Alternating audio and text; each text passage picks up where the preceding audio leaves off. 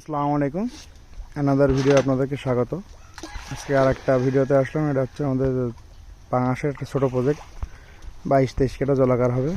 এ জায়গায় 1800 মতন পাঙাশ দিয়ে আছে। এখন ওই 500-600 লাইনের মাছটা। এখন আজকে আসলাম খাদ্য দিয়ে দেখতে এবং মাছের গ্রেডটা দেখতে। কিছুক্ষণ পরেই মাছের জায়গায় চলে আসবে। মাছ অলরেডি আসা শুরু করেছে, আপনারা দেখতে থাকুন। এখন ডুবা এবং ভাসা খাদ্য পাইল করে দেওয়া হচ্ছে। মাছ কিন্তু আসা শুরু হয়েছে। সারা পুকুরে আপনারা দেখতে পাচ্ছেন কম্পাউন্ড তৈরি হচ্ছে। মাছের নেটের মধ্যে দেওয়া হয় যাতে কোনো খাদ্যগুলো নষ্ট না হয় আর কি। পাঙাশের ক্ষেত্রে আপনার সবসময় এক জায়গায় খাদ্য দিবেন, তা না হলে পাঙাশের কাটা যদি না হয় বিক্রি করার সময় কিন্তু অনেক ঝামেলার শিকার হতে হয়। এই কারণে এই বিষয়টা মাথায় রাখবেন, পাঙাশ সবসময় এক জায়গায় খাদ্য দিতে হবে, যাতে মাছটা মাছের ওপরে উঠে খাদ্য খায় এবং মাছের কাঁটাটা ভেঙে যায়। তাহলে আপনার বিক্রি করার ক্ষেত্রে কোনো ঝামেলা পাবেন না। তা না হলে জ্যান্ত মাছ যখন দেওয়া হবে ব্যারেলের মধ্যে, মাছটা মারা যাবে এবং যার কারণে মাছটা আপনি কম দামে বিক্রি করতে হবে। আর মাছের কাঁটাটা ভাঙলে আপনি বেশি দামে বিক্রি করতে পারবেন এবং জ্যান্ত বিক্রি করতে পারবেন না। ঢালাইতে বিক্রি করলে মাছের রেট কিন্তু কম থাকে। এই বিষয়টা চাষি ভাইরা খেয়াল রাখতে হবে এবং মাছের খাদ্য দেওয়ার ক্ষেত্রে বিষয়টা খেয়াল রাখবেন। আপনারা পাঙাশ মাছ রাত্রি একবার খাদ্য দেওয়া যায় কিনা আপনারা এটা ছোটোবেলা থেকে অভ্যেস করাবেন। এতে আপনার মাছের ওজনটা বৃদ্ধি পাবে অল্প দিনের মধ্যে।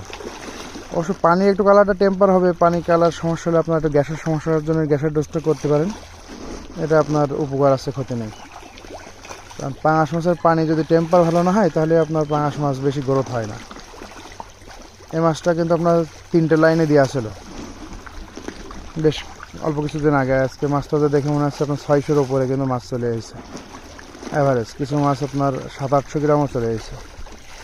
এখানে আপনারা একটু হিসেব কিতাব করে যদি খাওয়ান এবং মেনটেন করেন, টাইমিংয়ে একটা বিষয় আছে, খাদ্যটা প্রতিনিয়ত টাইমই দিবেন, তাহলে আপনাদের মাছের গ্রোথটা অনেক সুন্দর হবে।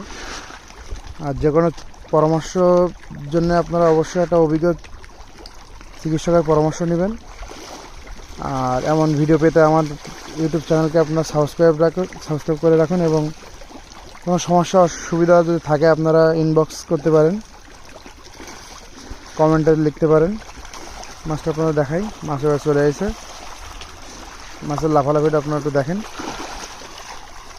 মাছ কিন্তু অনেক সুন্দর এবং মাছ চেয়াটা থাকলে আপনার মাছটা এক হাতের ওপরে কিন্তু চওড়া আছে, লম্বা আছে।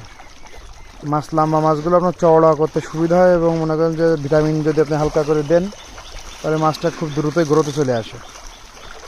মাছটা দেখতে পাচ্ছেন আপনারা, খাদ্য কিন্তু খুব অল্প অল্প করে দেওয়া হচ্ছে।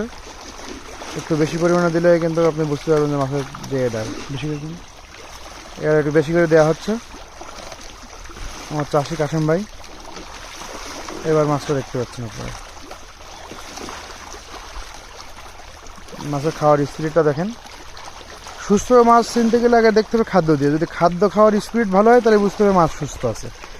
আর যদি দেখেন যে মাছের খাদ্য খাওয়া অনীহা তাহলে বুঝতে হবে পানির সমস্যা আছে, তা নাহলে মাছের সমস্যা আছে। আজকে ভিডিও আর বেশি বড় করবো না, এই পর্যন্ত।